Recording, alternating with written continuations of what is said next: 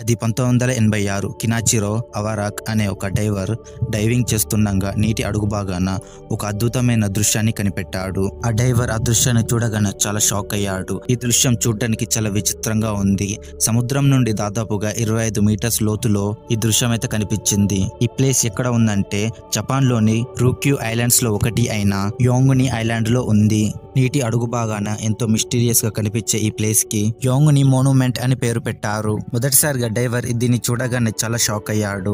ఇది చూడడానికి దాదాపుగా 100 మీటర్ల పొడవు ఉన్నట్లుగా కనిపించింది అండ్ దీన్ని ఎవరో నిర్మించారు అన్నట్లుగా కూడా కనిపించింది. ఎప్పుడైతే అండర్ వాటర్ లో ఈ దృశ్యాన్ని కనిపెట్టారో అప్పుడు ప్రతి ఒక్కరికి కామన్ గా వచ్చిన డౌట్, ఈ రాతి పైన స్పార్క్స్ అనేది ఎలా ఏర్పడ్డాయి, ఎవరైనా చెక్కారా లేదా టెక్టోనిక్ యాక్టివిటీస్ వల్ల ఈ రాయి పైన ఇంత పెద్ద భారీ స్పార్కులు ఏర్పడ్డాయా అని. అయితే చాలా మంది ఏమని నమ్ముతున్నారంటే ఇది ఖచ్చితంగా ఒక వ్యక్తి చెక్కాడు అని. ఎందుకంటే ఆ రాయి పైన ఒక వ్యక్తి చెక్కాడు అనడానికి వాళ్ళకి చాలా ఆధారాలు కనపడ్డాయి.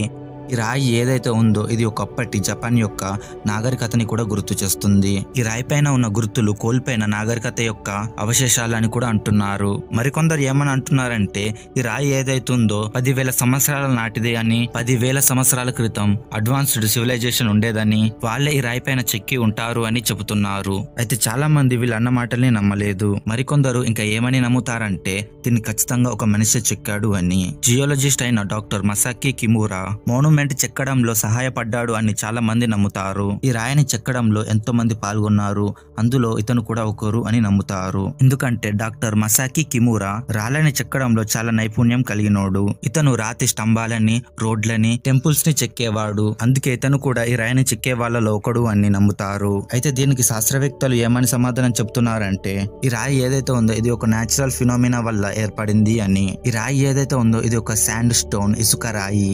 శాండ్ స్టోన్ ఏదైతే ఉందో ఈ రాయి ఎర్త్ క్విక్ వల్ల వేరొక రాయి నుండి లైన్ గా విరిగిపోయింది.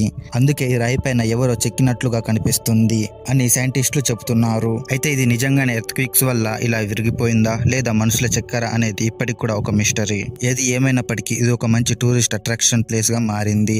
చాలా మంది డైవర్లు ఈ ప్లేస్ కి వచ్చి నీటి లోపల డైవింగ్ చేస్తూ ఆ రాయి దాకా వెళ్తారు. ప్రపంచ నలుమూలల నుండి ఈ ప్లేస్ కి అయితే టూరిస్టులు వస్తారు.